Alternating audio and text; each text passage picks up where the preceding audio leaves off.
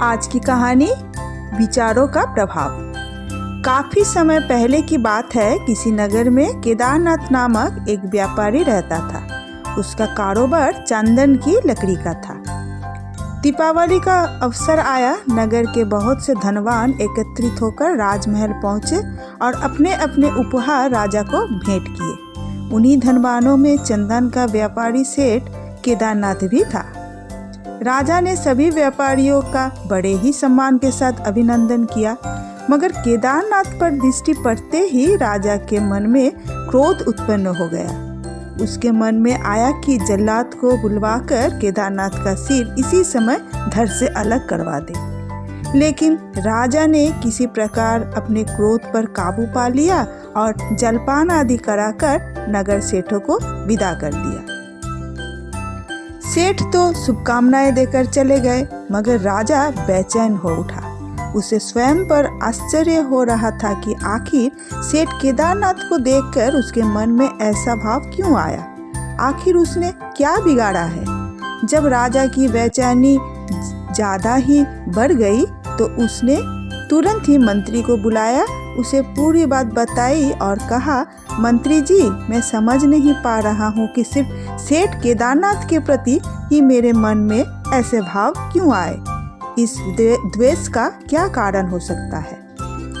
मंत्री ने कुछ क्षणों तक पूरी स्थिति पर सोच विचार किया, फिर बोला, महाराज, प्रत्यक्ष में तो ऐसा कोई कारण दिखाई नहीं देता।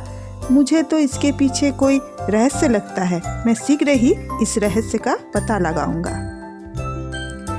अब मंत्री रोजाना शाम के समय भेष बदलकर सेठ केदारनाथ की दुकान पर जाने लगा। धीरे धीरे दोनों में मित्रता हो गई। एक दिन मंत्री ने केदारनाथ से पूछा, क्या बात है सेठ जी, आप उदास उदास से क्यों दिखाई देते हैं? आपको कोई कष्ट है क्या? अरे भाई, व्यापार में पिछले काफी समय से मंदी आई हुई है। गोदाम में माल बढ़ता ही जा रहा है और बिक्री का ना के बराबर है। पिछले काफी समय से राज परिवार में भी किसी की मृत्यु नहीं हुई। यदि राज परिवार में कोई मर जाए तो मेरा सारा चंदन एक ही दिन में बिक जाए। ओह, मंत्री ने इतना ही कहा।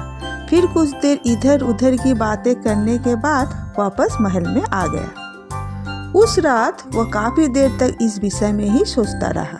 दूसरे दिन उसने राजा के खजांची को बुलाकर आदेश दिया, सेठ केदारनाथ से रोजाना 1 गट्ठर चंदन खरीदा जाए और चंदन की वह लकड़ी महाराज के भोजन बनाने में प्रयोग किया जाए।